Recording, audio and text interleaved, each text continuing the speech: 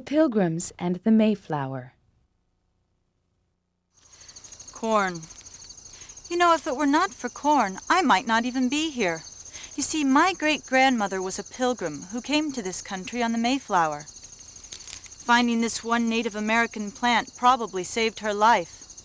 This, and the natives who grew it, they used it to make cornbread and corn pudding. No, it is practically a miracle that they even made it to America, all crowded together on that old cargo ship. But I, for one, am very grateful that they did. A pilgrim is someone who goes on a very long journey for religious reasons. The Pilgrims in this story traveled far from England, their home. Religion was important to the Pilgrims, so when the king said they had to go to his church, the Pilgrims decided to leave England instead. First, they went to a country called Holland, but they worried that their children would forget their English history and language in the Dutch-speaking land. They talked it over and decided to begin a new life in the faraway land across the ocean called the New World. So they hired a large wooden sailing ship, the Mayflower, to take them there. To pay for the boat, they agreed to send home fur and lumber from the New World for 7 years. On August 5th, 1620, the Mayflower and another pilgrim boat, the smaller Speedwell, set sail, but the Speedwell was leaky and had to turn around. Each family on the Mayflower was allowed to take one family Bible, one trunk of clothes, and a few tools. Everything else was left behind, including the children's toys. Their food was stored at the very bottom of the ship in the cargo hold. Salted beef, pork, and fish. There were some hard biscuits and cheese, too. Water and beer were stored in large wooden barrels. But after standing in the barrels for a while, the water was not safe to drink, and soon the food began to rot. Many of the pilgrims became sick. Sleeping on the cold, damp floor made things even worse. In those days, ships usually sailed in groups. It was considered a big risk for one ship to sail alone. What if the ship began to sink? Who would help them? The Pilgrims took this risk, and it nearly cost their lives. In October, a huge storm tossed and rolled the Mayflower. Suddenly, the main beam cracked. The ship was about to sink. But at the last minute, someone remembered a big iron screw they had brought with their tools. Using it, the sailors were able to screw the beam back into place. In the middle of all this, a baby was born. His parents named him Oceanus. Finally, on the morning of November 9th, 1620, the Pilgrims saw land. They had made it to the New World. As they joyfully repaired their ship and searched for fresh food, they knew they would have to sail on to seek a safer place for the Mayflower to dock. Finally, on December 21st, 1620, they reached Plymouth Rock. It had been named 6 years earlier by Captain John Smith. At last, the Pilgrims' long journey had come to an end. Let's review what we've learned. A pilgrim is someone who goes on a very long journey for religious reasons. The first pilgrims who came to America sailed on a ship called the Mayflower. The Pilgrims wanted to practice their religion and preserve their heritage. How would you feel about going to live in a faraway place if there were no schools or stores? The story of the Mayflower Compact. I am very proud of the risks that my great-grandmother took to find a better life for her family. It must have been very hard for them, coming to a land where there were no streets or buildings, no schools or stores. Everyone had to cooperate, work together to make buildings or clothes, even to find food or water. I am certain that if she were anything like me, she had her own ideas about how to get things done. Still, I wonder how they even knew where to begin. Before the Pilgrims ever set foot in the New World, they realized that they would have to agree about some simple rules. Some of the Pilgrims wanted to be free, to venture off on their own without anybody telling them what to do. That's why they left England in the first place, they argued. Not enough freedom. But the wise Pilgrim leaders knew that in order to be safe, they should try to stick together. The Pilgrims had hoped to land in Virginia. There they would have lived by the rules of the Virginia colony. But instead, they landed at Cape Cod. Now, they faced a difficult challenge. What would be the fairest way for decisions to be made? After much discussion, it was decided. Whatever most of the people wanted to do, they would do. In other words, the majority would rule. Captain Miles Standish, William Bradford, and William Brewster were chosen to write this idea down in a document which they called the Mayflower Compact. A compact is like a promise or agreement. It was written in very fancy language, but here's what it says. Having undertaken for the glory of God and advancement of the Christian faith in honour of our King and country, a voyage to plant the first colony in the northern parts of Virginia, do by these presents solemnly and mutually in the presence of God and one of another, covenant and combine ourselves together into a civil body politic for our better ordering and preservation and furtherance of the ends aforesaid. The Mayflower Compact described the kind of government the Pilgrims wanted. 41 of the adult men on board the Mayflower signed the agreement on November 11, 1620. They voted for John Carver to be their governor for a year. The reason the Mayflower Compact is so important is that it became a model for famous American documents to come, like the Declaration of Independence and the Constitution. The Mayflower Compact was a promise that every Pilgrim would do their part to help make the colony a better place. What have we learned? A compact is a promise or agreement. The Mayflower Compact describes the kind of government the Pilgrims wanted. Majority rule means doing what most of the people in a group decide to do. One way to decide is by voting. Pretend you and your friends are Pilgrims and make up some rules.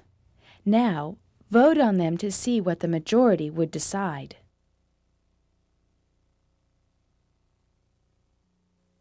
Squanto and the First Thanksgiving. Harvest time again. Soon I'll be baking pumpkin pie and cranberry bread. Perhaps that's why I like autumn the best, because we finally have the chance to rest a little and to enjoy the good foods from the earth. I am certain that the Pilgrims were grateful for their first harvest, and grateful, too, for all the help they received from the Indians. You see, The Native Americans taught them everything about growing these strange new foods, like corn, pumpkins, and squash.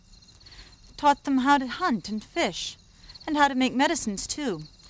One man in particular, I believe his name was Squanto, why, he did everything he could to help out those Pilgrims. When Squanto was young, white men from Europe landed their ships near his village. Many of the Indians did not trust the Europeans, but Squanto liked them. He helped them trade with other Native Americans. He learned to speak English and even sailed with them back to England. But he was unhappy there. So Squanto returned to America with some new English explorers. But instead of letting him go to his people, the explorers locked him up. After a long time, Squanto was able to go home. He was very happy to see his family. Years later, the Pilgrims settled near Squanto's tribe. Life for the Pilgrims was very hard. Winters were cold and crops would not grow. They had trouble surviving. One day, an Indian named Samoset made friends with the settlers. Samoset introduced the settlers to Squanto. These Pilgrim settlers were nicer than the explorers had been to him. So Squanto stayed with them and taught them to grow corn, to fish, and hunt. The Pilgrims brought a nice tradition with them from England. At the end of their harvest season, they gave thanks to their God by having a big dinner. They thanked Squanto too. All the Pilgrims and all of Squanto's tribe got together for a big feast. To make the dinner, men hunted wild turkey and the women baked bread. The feast lasted for 3 days. They ate cornbread, pumpkins, squash, and meat, and everyone had lots of fun. This was the first American Thanksgiving. Many years later, in 1863, President Lincoln made Thanksgiving a holiday, and it became a permanent national celebration. So, when we gather with family and friends on the 4th Thursday in November, we should remember to thank Squanto too. Life in Colonial Williamsburg. I have just received a letter from my cousin Belle. It is against the rules because she is an Anglican and I'm a Puritan, but you won't tell, will you? She lives in Williamsburg in the colony of Virginia, and she says that there the streets of the town are lined with trees. Can you imagine? She says that a person can buy a wig at a wig-maker's shop, or even a piece of gingerbread from the bakery. And the governor's palace. Oh, how she does go on. But I can hardly believe that we even have a building so fancy here in America. Can you? 250 years ago, Williamsburg was an important city in Virginia. There was even a real palace where the governor lived. There was a college, too, the College of William and Mary. It was one of the first colleges built in the New World. But only boys were allowed to attend. Girls were expected mainly to cook and sew. Girls were taught to sweep the house and keep the fire lit. They made cornbread and pies and jams using pumpkins, apples, peaches, or berries. Boys at least had a chance to learn a trade. Some apprenticed to silversmiths and learned to make beautiful bowls and cups. Tailors' apprentices made clothes, while blacksmiths made tools and shoes for horses. Farming families learned to plant tobacco. Smoking tobacco was becoming more and more popular in England and Europe, and some farmers in Virginia became very wealthy by selling their tobacco to English merchants. In some cases, they used their money to buy land and slaves so they could grow even more tobacco. Slaves were people forced to work against their will for no money. They were often badly treated, and could be sold to other farms called plantations, even if it meant leaving their families. Sadly, Williamsburg profited while the slaves suffered. Children in colonial Williamsburg were a lot like kids today. They went fishing and played blind man's bluff, hopscotch, and cat's cradle. Other games you might not know include thread the needle, king I am, and trap ball. When they were very young, both boys and girls wore dresses. As they got a little older, the boys wore short pants or breeches, and the girls wore petticoats and dresses of rough cotton. At night, children hung their clothes on wooden pegs and put on their nightcaps. Then they piled into the same bed with their brothers and sisters. For them, tomorrow would be another day, much like any other. But while they dreamed, something else was happening. A group of young leaders was getting together to discuss the future of the colonies. They were trying to decide on the best kind of government for this magnificent land. Some wanted it to be just like England, but others, like Thomas Jefferson and George Washington, had a different idea. New words like liberty and freedom were being spoken. What could it all mean? What did we learn? Williamsburg is a city in Virginia. Before Virginia was a state, it was a colony. Young boys often worked as apprentices, learning a trade, but girls were expected to work at home. Slaves were people forced to work for no pay. Many slaves lived on big farms called plantations, where cotton and tobacco were grown. Would you want to live in colonial Williamsburg? Why or why not? Who were the colonists? Sweet dreams. That is what brought many of us here to the New World. Dreams of freedom of religion, dreams of finding wealth, and dreams of owning land. Dreams big enough to make us pack up our lives and sail to a faraway land about which we knew nothing. America, the New World.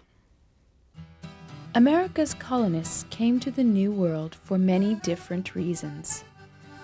The first permanent settlers landed in Virginia in the spring of 1607. They built a settlement and named it Jamestown in honor of the new King of England, James I. They came looking for gold, but found instead swampy land, bad-tasting water, and swarms of mosquitoes. They also found Indian tribes that were part of the Powhatan Confederacy. Some of these Native Americans were willing to help the settlers at first. One famous woman that helped them was Pocahontas. She and her friends taught the new settlers to plant crops, hunt and fish, and to gather herbs to make medicines. The settlers didn't find gold in Virginia, but they found something that made them just as rich: tobacco. Tobacco is the plant that cigarettes are made from. Once the people back in Europe tried it, they wanted more and more. The Dutch colonists also became wealthy. They traded furs. They landed and settled on the island of Manhattan and built a city which they called New Amsterdam. Today, we call it New York City. The Dutch bought Manhattan Island from the Native Americans for trinkets worth only about $26. The Native Americans thought they had tricked the Dutch. They believed no one could own the land because it belonged to the Great Spirit. Wild animals like beavers, foxes, and bears lived in the woods around New Amsterdam. The Dutch built a wall around their city to protect themselves. The wall they built is now a well-known Manhattan street, Wall Street. The The Puritans who settled in Massachusetts were not interested in making money. They were interested in making their religion pure by living strictly by the rules of the Bible. They thought everyone should be a Puritan. If you broke their rules, the Puritans punished you in the town stocks. You would have to sit with your hands and feet stuck in holes for hours while everyone made fun of you. The Puritans believed strongly in education. They passed a law that everyone had to go to school and learn how to read the Bible. The Quakers, on the other hand, thought it was okay for everyone to practice the religion of their choice. They also believed that war was wrong, and they refused to fight in military battles. The Quakers landed and settled in Pennsylvania, midway between the Puritans in the north and the Jamestown settlers in the south. William Penn, the founder of the Quakers' settlement, said Pennsylvania was for everyone. He wanted it to be a place of peace and happiness, where all people were treated as equals. William Penn chose Philadelphia to be Pennsylvania's capital city. Soon people from all over the world wanted to live in Philadelphia, the city of freedom and fairness. Today, the city is still called the City of Brotherly Love. There. Good and strong. You know, looking at all these different straws reminds me of all the different people who came to settle here in the New World. The French and the Spanish, the Dutch and the English. They are all here, together with the Native Americans and the people of Africa, and so many others, too, from other places. A single straw isn't worth very much. It just bends and breaks. But if you combine them all together, you can make something which is good and strong, something which will last. Well, that is what I hope will happen here in the New World, that we will all be able to come together and to form something which is strong and lasting. Let's review. Colonists are people who settle in a new country. Colonists came to the New World for many different reasons. The British and the Dutch traded tobacco and furs to make money. Groups like the Puritans and Quakers came to practice their religion. Did your family come to the United States recently or long ago? Do you know why they came?